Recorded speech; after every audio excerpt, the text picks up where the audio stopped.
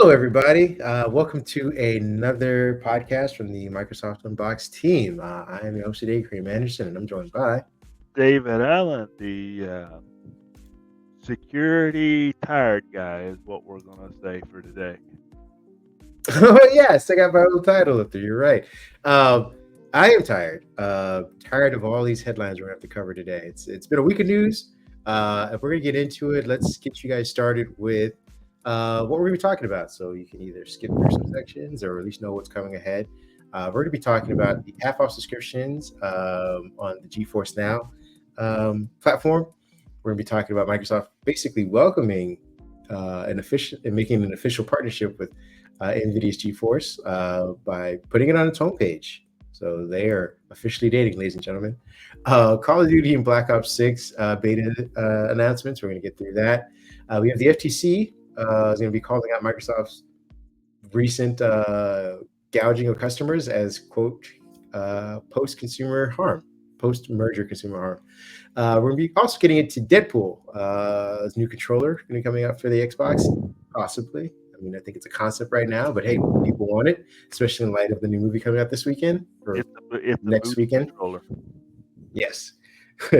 It's kind of like the weird movie popcorn bucket things. Now they're all in controller form. Then we'll also be talking about Microsoft stuffing ads into its search bar in the Microsoft Store. Where else Microsoft might be able to stuff some ads in Windows. Lastly, we're talking about probably the most heated thing, the thing that came in the wire about 12 hours ago, which is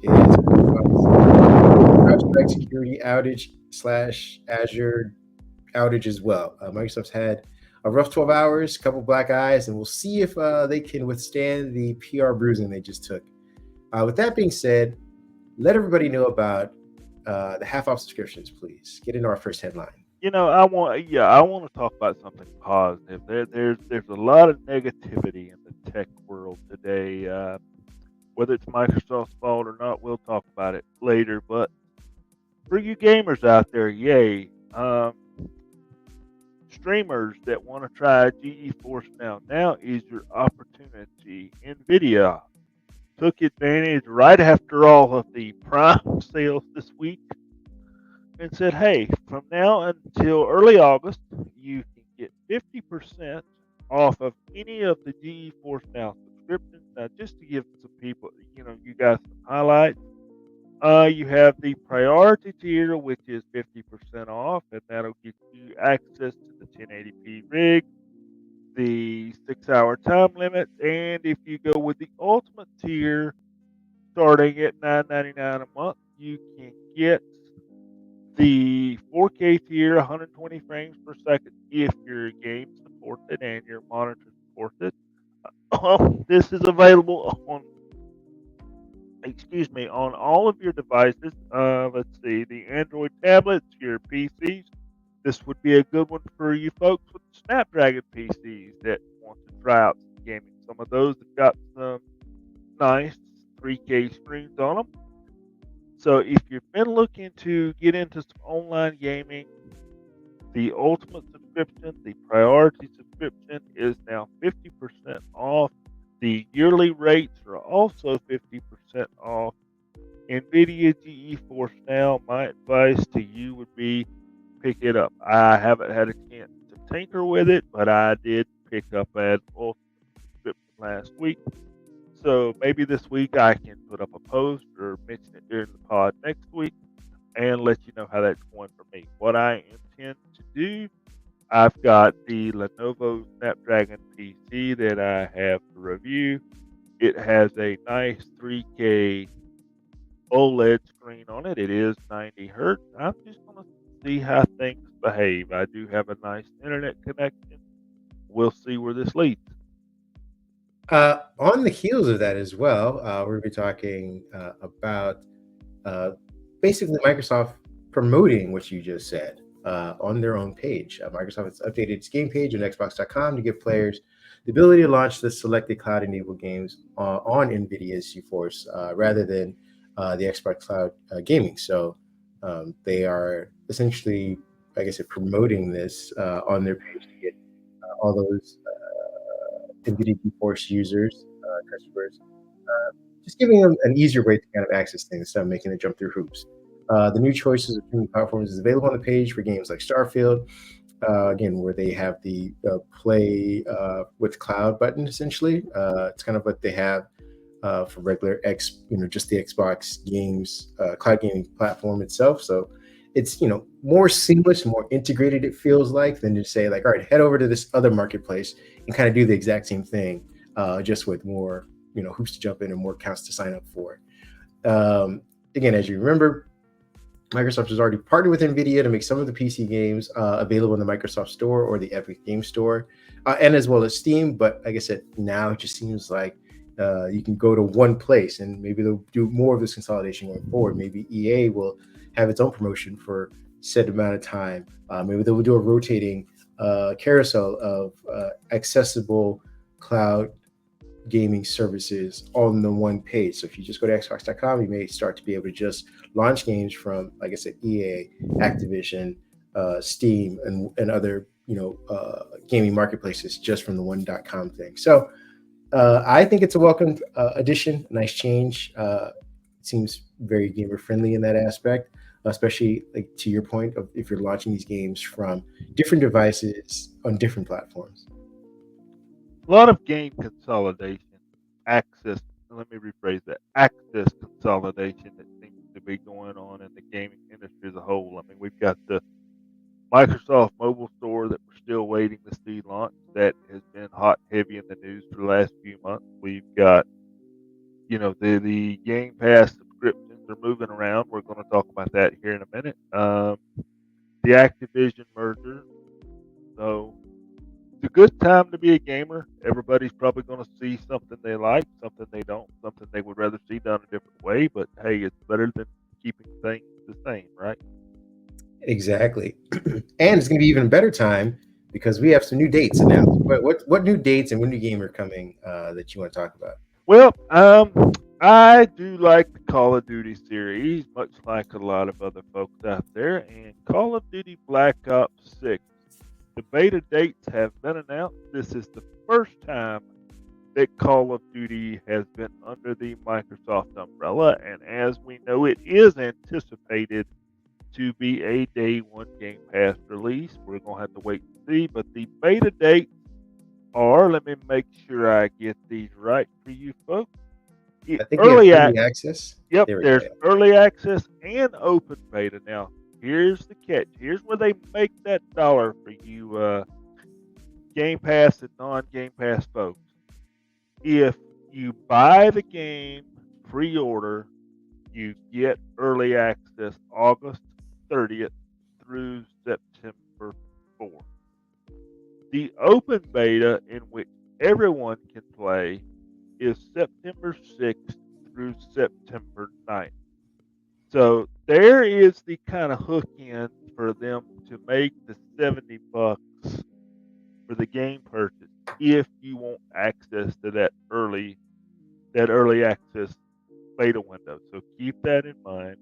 If the $60 is not equivalent to 5 days of early access for you, you can hang on, catch the open beta September 6th through the 9th. So basically, for the Call of Duty players, if you don't have a vacation come Labor Day in early September, you've got something to do. I mean, you've got plenty to do there. So keep that in mind, and let's keep things watched. There's a few rumors in the rumor mill that some of the older Call of Duty games could be hitting Game Pass anytime now. So it's time to get ramped up for Call of Duty season. I always give each season a solid 2 hours of gameplay, and then that's when I realize that I am outclassed, outmatched, and shouldn't be doing this anymore. We're just slow. I am slow. I am tired. I don't have the finger twitch that I used to. I also don't have the aim that I thought I had. Apparently, the world has much better shooters out there. So I will be trying out each of these open things. If you guys want to catch me out there, like I said, you got 2 hours. Otherwise, I get frustrated and bored and move on to a different game. But I am looking forward to trying this out. We have some more gaming news, but this is less fun to talk about. for both us and I'm sure for Microsoft. The FTC, which has continually been trying to stop Microsoft from basking in the glory of the Activision acquisition, is probably has a much better argument than when they first laid out their initial complaints. And all they had to do was wait for Microsoft to, I guess, have an unforced error, essentially. The U.S. FTC is calling out Microsoft on its recent Game Pass changes as a post-merger consumer harm. And again, I wasn't with them during their initial arguments because I thought their arguments were weak. But this is a very valid one. And I say this because it all happened too quickly for Microsoft. Like, they should have taken some time to adjust. And I know that they're trying to get investors back their money, but they started scaling up and raising the prices. And it seems like it was in a direct result of this acquisition, as well as the layoffs. We never forget about that. Like, these are all part of the acquisition, and these are things that Microsoft said wouldn't necessarily happen at the pace that they're happening at. Let me give you some of the actual details. The Federal Trade Commission, again FTC for short, was not happy about the upcoming Game Pass prices, along with the rest of us. And the antitrust regulators are basically describing it as product degradation. And that's to help support an ongoing case against the software giant. So, they're adding a new claim, and I think this one has merit. The FTC commented on Microsoft's recent Game Pass changes in a letter to the U.S. Court of Appeals in the Ninth Circuit. For those of us who've been following it, you obviously remember that that's kind of where they went, and they lost the injunction to have I forget what it was called. I think they lost the bid for an injunction on the deal itself to kind of pause everybody from moving forward. So Microsoft went ahead and moved forward, won some other regulatory things, and basically called it a done deal. The FTC hasn't approved it, and they're still fighting. And like I said, they kind of have a thing here to talk about. What are your feelings on this before I give more details? I'm going to support the FTC here. And I'm along with my friend Kareem here. And I don't think Microsoft needs to be doing this. And I hate to sound blunt and dry here, but when you start offering something that takes away from a service, when you just told the FTC that you weren't going to do that, please approve our $60-something billion merger over here. Please, FTC, do this. We're not going to do this. Microsoft continues to do things and show things that they're not keeping good faith of what they said they would do. And I think what Microsoft needs to remember, they're going to want to buy somebody else in the future. And the FTC is going to remember what was done with this agreement, and they're going to have to face some hard questions and may not get what they want. And I can't blame the FTC here. Microsoft, why did you do this? I just want to know why. Yeah, and they put it more plainly in language. According to the FTC, Microsoft raising the prices of the Xbox Game Pass Ultimate, which will still have day one games, and making Xbox Game Pass, which is the standard subscription, so there are two tiers already, 36% more expensive than the existing one, the existing standard tier. And this is the standard tier doesn't have the day one game availability. Had to be expected. Product degradation, removing the most valuable games from Microsoft's new service, combined with price increases for existing users, is exactly the sort of consumer harm from the merger the FTC was trying to prevent. So that's their argument, is that, again, you had two tiers to begin with. Now you're raising the price on one of the tiers and basically excluding any ability to there's no benefit to it. Like, you've raised the standard tier and you still haven't included more games or more features, anything like that. You're just raising the price. And that's exactly what the FTC said, hey, we didn't want to do, because it's one thing to gobble up all of the games and all the publishing and saying, like, that's anti-competitive. It's another thing to do that and raise the prices in kind. So, people who are Call of Duty fans, things like that, who don't have a PlayStation or whatever, don't have. They're almost being kind of priced into a corner. The FTC went further and argued that, quote, Microsoft's reduced investments in output and product quality via employee layoffs, which we were talking about, combined with these upcoming game price increases, are the hallmarks of a firm exercising market power post merger.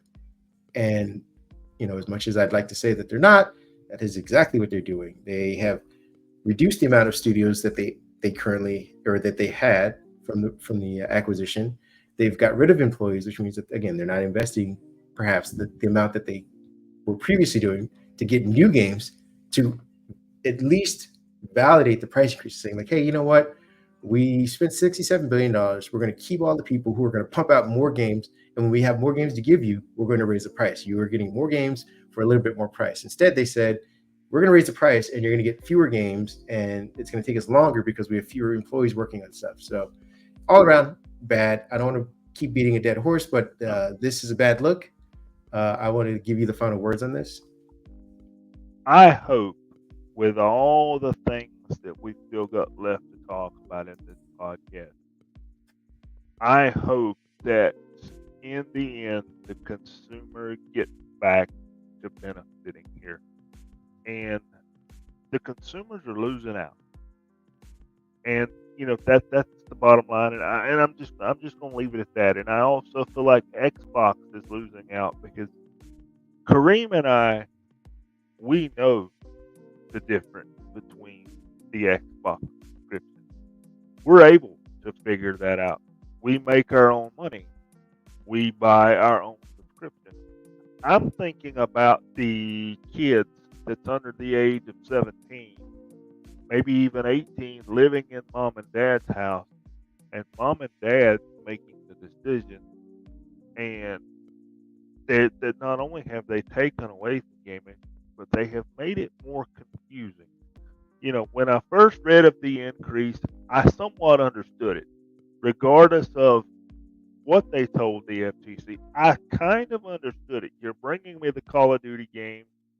I knew this increase was coming. That was common sense. And I probably would have left this alone, but when they threw the standard tier in there, I'm like, what the heck? It makes no sense. I mean, it doesn't make positive sense. It makes sense as a business, like gouge, price increase, get as much as quickly as you can, and see what the market will yield. Like, hey, what will people finally riot about or drop from our service? When we get to that mark, then we'll start to scale back. But until then, keep pushing. And like I said, it makes business sense. It doesn't make positive consumer or gamer sense. And in the end, it is hurting the industry. With that being said, let's go to something that may not hurt the industry as much. And that is a new Deadpool controller. You can give people the details on this new funky looking controller. Oh boy, I get to have all the cheeky fun here. You see what I did there? Pun intended. Yeah, exactly. For all you Deadpool fans out there, it took me a while to figure out Deadpool. I don't keep up with this like my buddy Kareem over there does. I know he keeps up with this a little bit. But Microsoft is known for doing bigger things, giving us hardware that is enveloped in our studios and our movies. And here they're doing it again with a specialized controller that you get the opportunity to win. All right, I got to do it. It looks like Deadpool's butt. There's no Yes. there's no other way to put this. The question can be asked: how does the battery compartment open? I don't really want to know, but yes, folks, I'm having a little fun with this. But let's kind of narrow this up here to what you get. The controller is molded after Deadpool's much discussed rounded tush. The Deadpool design controller is available for one lucky fan to enter a chance to win via a global sweepstakes with other custom Xbox hardware.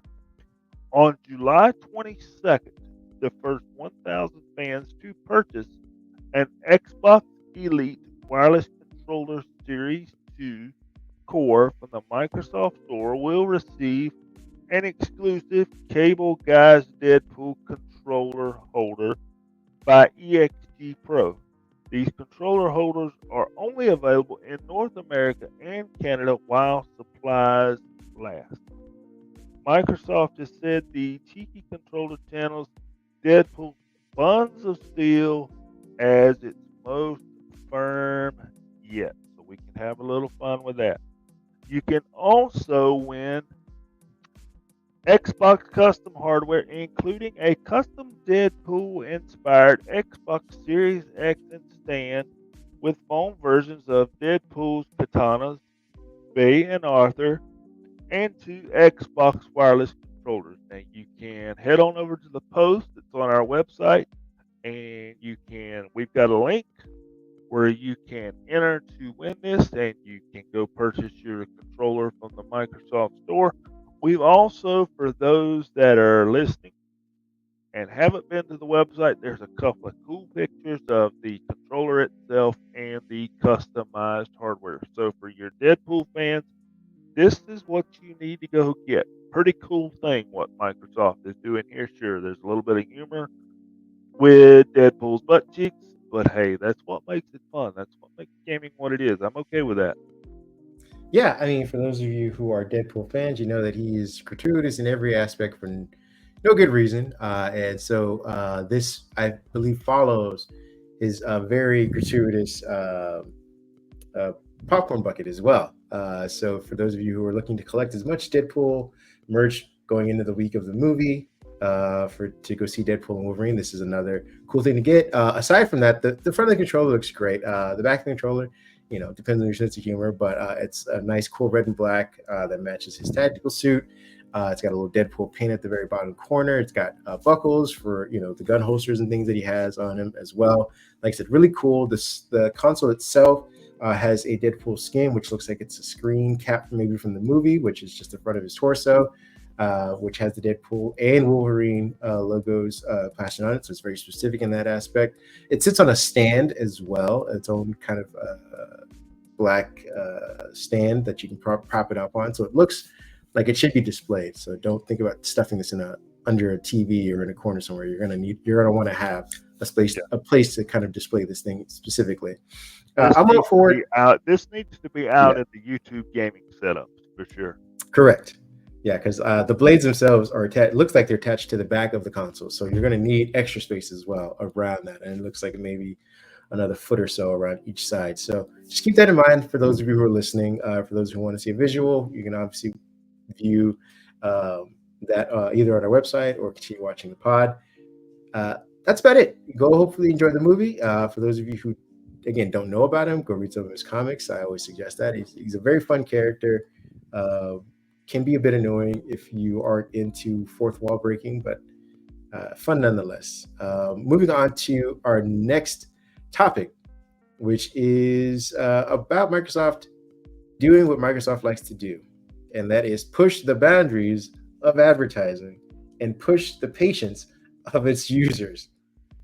Yeah, David's already got his head in his hands. I'm going to explain to you what they're doing. For those of you who are angry and already upset about the suggested app recommendations in the start menu, be prepared to find another reason to be upset. Microsoft is testing out, by the way, just giving a little credit right there. It's not fully official, but they're testing out ads in the Microsoft Store. And for those of you who are wondering, like, oh, that the whole store is just an advertisement. They're putting them in the search box. And again, you might be scratching your head going like, well, when I start typing in stuff, it already suggests things. This is different. Visually speaking, what's going to end up happening is people are going to start typing in, putting in a few characters for the app that they're searching for. And before they even do that, when you just click on the search box, there will be suggestions and then thumbnails with ratings of apps that Microsoft believes that you should try out. What are your thoughts on them putting in ads, thumbnails of ads before you even start to type in what you're looking for? It's one thing to be like, hey, I typed in Spotify, would you like iTunes or Pandora, because they're kind of related.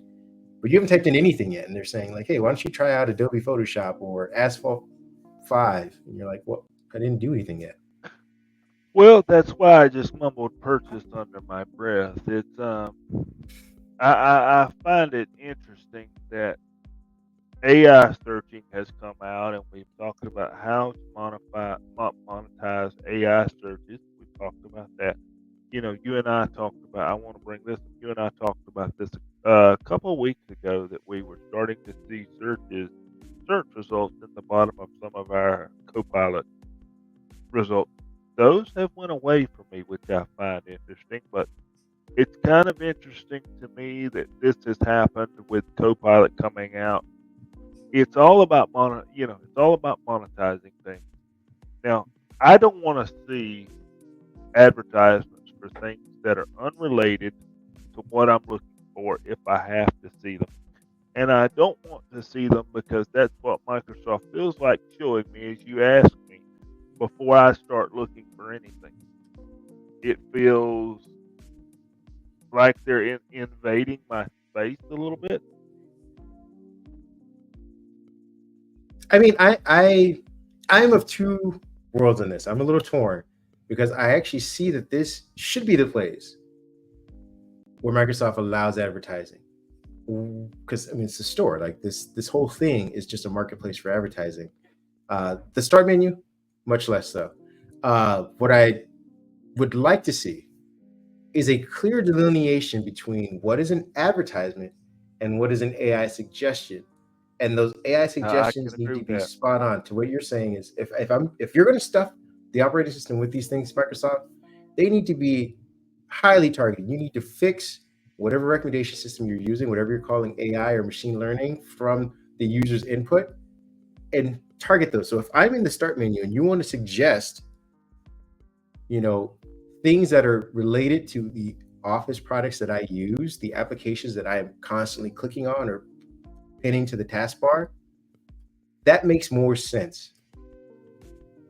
Again, if I'm using Outlook and there is a service that claims to, you know, clean up spam in my inbox, and you want to suggest that, that makes sense. If I'm using Office 365 and you're saying, hey, you know what, you don't have Slack downloaded yet.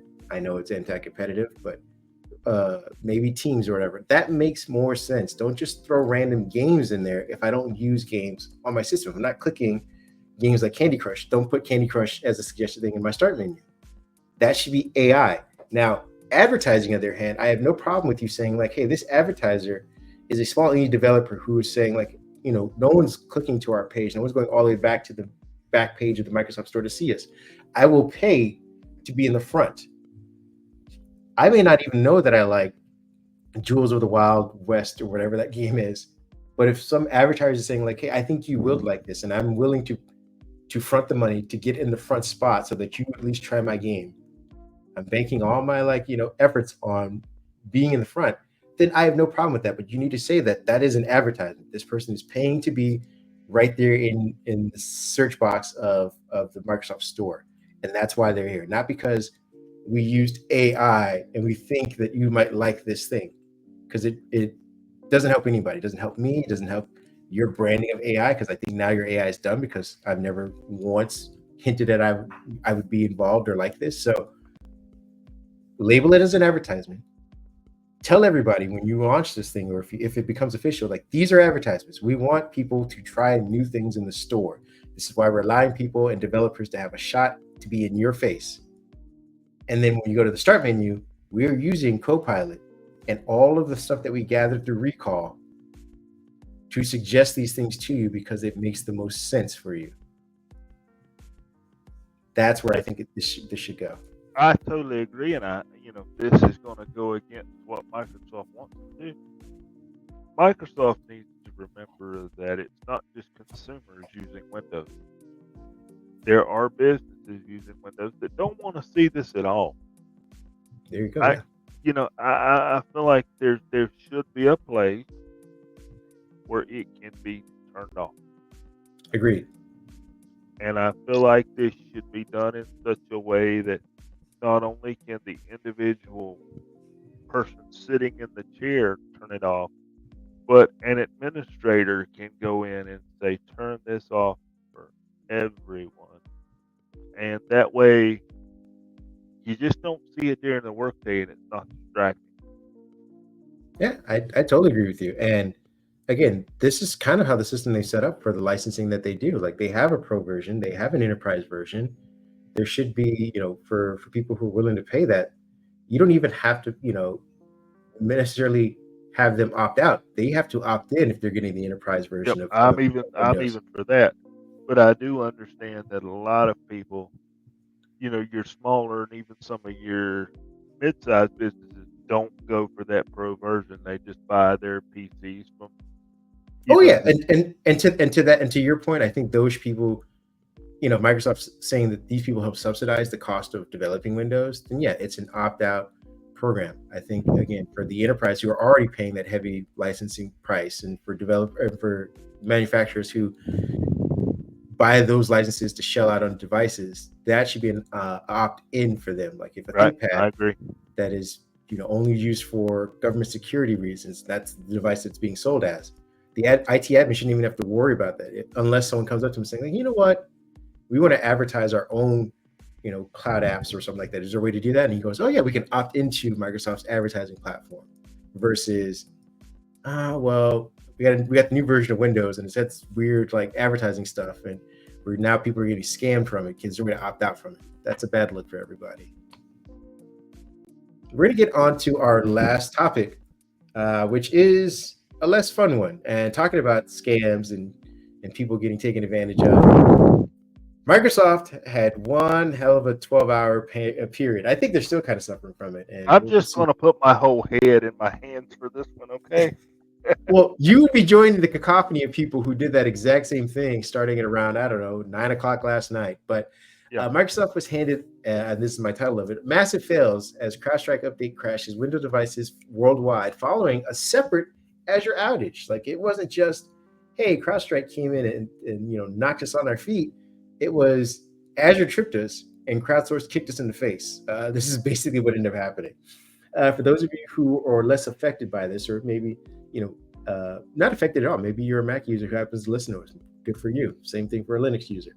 But for a lot of Windows users across the world, they woke up to blue screens of death. And we were hoping that that'd be a thing of the past, even when Microsoft decided to change the color to green. But no, the old BSOD phrase is popping up as search terms across Google and Bing right now because, like I said, worldwide people woke up to this. And this is part of a thing that happened when I believe CrowdStrike, which is a cybersecurity systems producer, pushed out an update. And I believe a lot of companies use CrowdStrike as a preventative measure.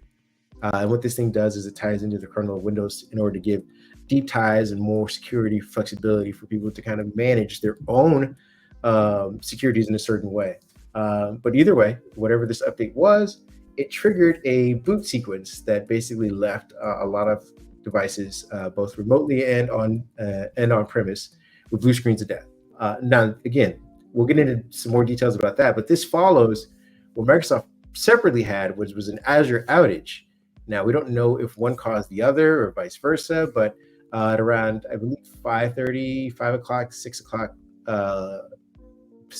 Eastern time yesterday, people started experiencing Azure outages, which means, again, you weren't able to really play around with your email exchange, anything tied to OneDrive. Most of Microsoft's cloud services were down. They were down for a while, a few hours at least. And then again, to compound things, the update from CrowdStrike took out even more systems. And again, these are systems that span not just enterprise businesses like government or whatnot. This took out the FAA. Essentially, had to ground most flights because their systems run on Windows, and they were also a customer of CrowdStrike. Supermarkets, banks, automotive manufacturers, schools, obviously government facilities that were also using the same sort of setup. Just to kind of give you a scope of this, CrowdStrike services roughly 29,000 customers across the world, and about, I think, 500 or more of them are Fortune 1000 businesses. So we're not talking like, oh, here's the mom and pop that they're down for a few hours, they can't write you up certain things. This was so bad that people had to, like I said, they were issuing um, passports and things via paper because the systems wouldn't validate or confirm people's ability to kind of travel back and forth through states. That's what I'm saying as far as security is going. You couldn't do grocery shopping for if you were doing anything online. Some of the stores, point of sales devices were all down or on the fritz. It was pretty bad. Now you deal in security. What were you hearing on your end?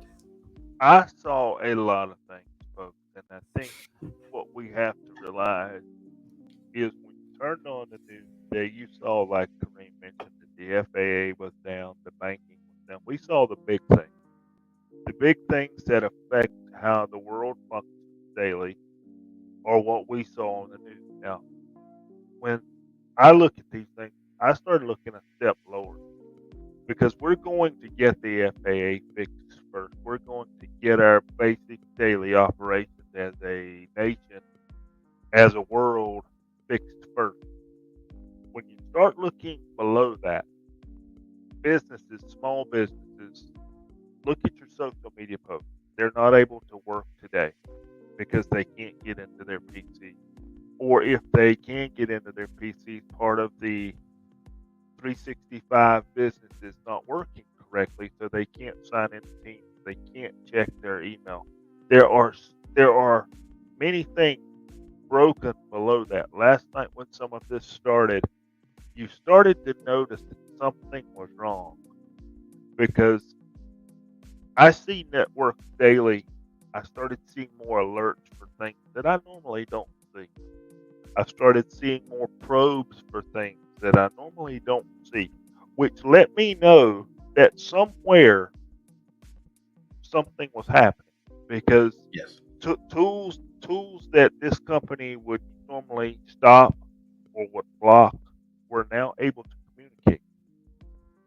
And when those things start communicating, it's a slinky type reaction. When you put a slinky at the top of the stairs and you bump it and it goes to the next stair, it goes to the next stair, it goes to the next stair till you get to the bottom. That's kind of what this turned into when it first started. You saw a few things that made you curious. Then you started seeing something get impacted. Then you started seeing something else get impacted. And as we saw in the headlines this morning, this was being called the largest cyber outage, cyber attack, call it what pick your title here, that we have seen. And I'm not seeing enough concern, at least publicly, from Microsoft about it. The CloudStrike CEO who was on the Today Show this morning apologizing, and he said, it's going to be some time. He didn't give a frame. He said some time before services return to normal. And, I believe you put this post up on the site this morning. While you were writing the post, Microsoft put out a blog post on what some of the fixes are. And I'm going to cut it here, but what we have to understand is companies lost billions of dollars today. And Microsoft is going to have to answer for that. They can say, as we talked about on mic, we just provide the update. What do you expect us to do?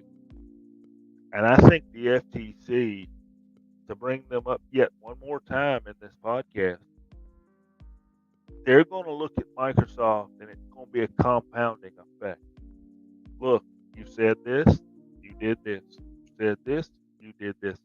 Now you have caused worldwide issues that have affected billions of dollars of business. And I think it's going to be like going to the principal's office in school. They're going to have to answer for this. And I think maybe even before the year's out, we're going to start seeing some changes as to how some of this stuff is done, how business takes place. Because Sure, when your bank comes back online, you're happy, you're less worried. I understand that. When you can go to work tomorrow, you're happy, you're less worried. Your boss can finally put the money in the bank. I understand that. But our allies were watching what was happening. Our foes are also watching what was happening. And in the climate of today's world, there's a bigger picture here. Look what happened when Microsoft had this itty bitty little problem of a bad update. Now put that in somebody's hands that wants to cause you a problem. Where does that lead us? Those are the things we have to be aware of. Because what if you wake up tomorrow morning and I can't talk to my buddy Kareem here because Teams doesn't work? Well, that's fine. I'll pick up my cell phone. I'll give him a call. Oh, wait. My cell phone doesn't work. When people stop communicating, panic ensues. And you've got to be aware of that. I agree. I do want to clarify a few things, though. I want to make sure our audience is fully educated when they go to have this discussion with folks, throughout the weekend or not. Is that this wasn't a Microsoft update. This wasn't a Windows update. This was a third-party CrowdStrike, Right. which is cybersecurity, which has been granted because they are cybersecurity and they work with Microsoft. I believe it's Falcon Sensor platform was given kernel level driver access.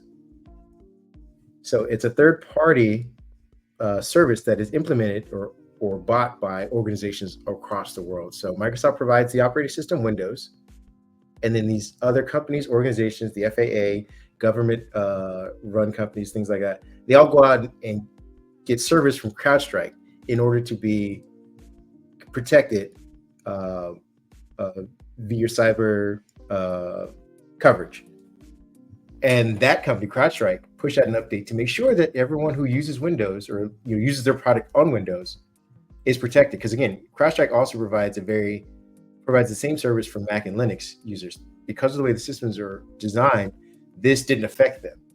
Now, this, to your point of what Microsoft's going to have to answer for, is why does their system, in particular, vulnerable when Mac OS and Linux wasn't? And they will need to have an answer for what they're going to do in order to prevent that going forward.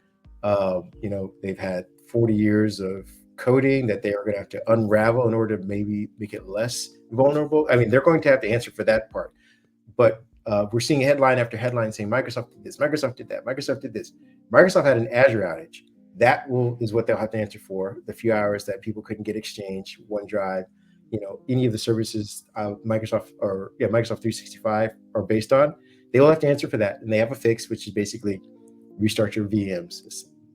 It's unfortunate, but that's as simple as it comes. Restart your VMs. You have to do it a few times, and then once you're up and running, you should be good to go going forward. There's another thing you need to know, and I wrote about this, that you're going to want to delete a line of from your system. The specific line is Windows Systems 32 drivers CrowdStrike C000000291 with an asterisk. But again, go to the site to get the full thing. Delete that before you come back online in case you run into that boot thing. To your point about CrowdStrike saying it's going to take a while, it's specifically daunting because they're going to have to figure out a way to issue a fix for people who can't get past the blue screen of death boot. Because again, it isn't just like, oh, hey, my system went down and now it's not functioning the same. It's my system went down and I can't access it. And if you can't access the system to fix it, you're going to have to do some kind of manual, some kind of weird manual ISO override. And they have to get out physical things to people in order to get past that. So that's the harder part of these things. We are seeing the FAA's released its grounding rule that they had for planes. So it was amazing to watch if you were keeping an eye on this, but you could see a map of what flights were taking off and taking place prior to the outage, which were hundreds of flights going across, state lines, international lines, borders. And then when you saw the grounding come in, you saw that place just clear up. It was almost like when we saw the pandemic and flights had just, for lack of a better phrase, fallen out of the sky. Like the things just disappeared. You only saw a few flights going across North America and whatnot. Go ahead. I've got something that came out since we started the pod here that says Late Cloud, breaking. CrowdStrike is still impacting various large businesses out there. Satya Nadella has even came up and made a tweet that says, yesterday CloudStrike released an update that began impacting IT systems globally. We are aware of this issue and are working with CloudStrike and across the industry to provide customers technical guidance, support, and safety in bringing their systems back online. CNBC is all over this.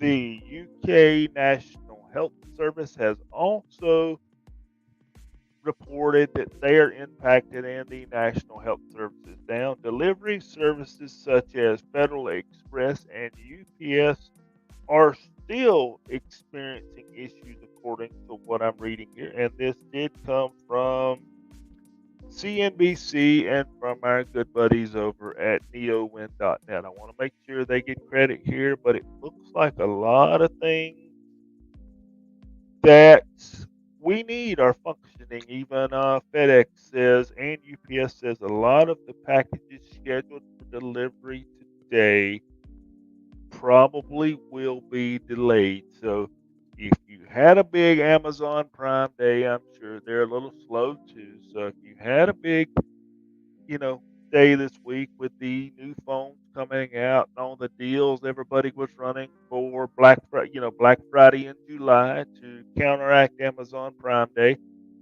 you might have to wait a little longer for those packages, folks. Yeah, and to this point, because of this, I believe CrowdStrike has lost about 20% of its stock value, which is equivalent to about $16 billion worth of stock evaluation. Microsoft, on the other hand, lost 2.5% of its stock price to a much larger $60 billion worth of stock evaluation based on these two billion. things. What can we do with 60 Yeah, it's like billion? they just Think lost the whole about it. Activision. Yeah, It was yeah. crazy. And it was, again, through no fault directly of their own. Now, again, Windows is their product and they will have to answer for it. And this is what I ended my piece with saying, and in kind of this conversation with saying, is that beyond the financial hit that they took and the fixes they're going to need to do, they're taking a more branding hit, and especially at a time when they shouldn't be doing it, because this is technically, I mean, while it's not a hack or an attack, this is emblematic of the security that Windows users are prone to having. Like, while the intelligence committee, I believe, held a hearing about their issues with the exchange thing that happened a few months back, they're going to be having another committee hearing about Windows dominance, Windows usage, and this particular vulnerability. If it's you could target all the Windows devices. To your point, what happens with that? And this also opens up the conversation for people who are saying, like, well, we've been begging you to use Linux. Mac OS doesn't, both Mac OS and Linux both use CrowdStrike, but because of the way the Unix systems are built on these things, they had a cutoff period. Like they don't have that kind of level of access. If CrowdStrike were to crash or push out this update, it doesn't shut down the system. And Microsoft will need a quick solution for that. Otherwise, very quick. They will start losing customers to, again, these other operating systems that are more flexible and that don't seem to necessarily have the same level of baggage or perception over the past 10, 15 years of lack of security continents and concerns. So I'm sure Microsoft will make back at 60 billion. They'll have to announce, hey, Copilot can make pancakes as well, and they'll get that back. But the fact that people can say, hey, this sort of worldwide takedown wouldn't happen on Mac and it wouldn't happen with Linux is more devastating, I think, to them in the long term. I think this is where, and I'm going to end here. I think this is where we start seeing things change about how updates are given. I think companies are going to have a deeper evaluation internally as to what they use. And the idea is going to be, unfortunately, that look what CloudStrike cost us. What can we do to not be in this situation again? If like to your point, if Microsoft does not have that answer right there, then okay, we'll go buy Mac. We'll go, for those that can, we'll spin up some Linux boxes, no problem. You know, or there's a bigger issue here is what I'm trying to get at. Where we when you have a outage like this, there is the initial fear of what's impacted. There's what can we do to get out of it. There's the process of getting out of it. And when you're evaluating it and you're out of it, there's what's called the RFA, is what I call it, the reason for outage. Then the reason for outage is given. Well, Microsoft and CloudStrike have given that reason for outage. Okay, when these systems come back online, everybody sits down at the meeting table and says, okay, we lost X. We can't lose X anymore. What do we do to keep from losing X? And if X is a big thing, these companies will waste no time in going to apple.com and placing that order and getting those Windows PCs out, regardless of licensing agreement with vendor for PCs. It will come down to business impact and money. We're going to be hearing about this for the next few weeks, I think. Yeah, I agree. It's unfortunate for Microsoft to go on the weekend like this, but like I said, maybe they should have pushed Windows 10s a little harder. Just saying that. With that being said, where can people find you if they want to talk about this more this weekend? David PHA 1978, scoot on over there and lock your door when you get there. Make sure we're good and secure, and we'll have this conversation. You can find me at Mindhead1 on Twitter, or you can find me at Kareem Anderson on Instagram and Threads. If you want to talk about what's going on or get some more details about that, I'd love to discuss. Other than that, we hope you folks have a great weekend, a safe and happy one. We will see you again next week with another week of Microsoft News. Have a good weekend, everybody. Thanks for listening, watching. Bye bye. Bye bye.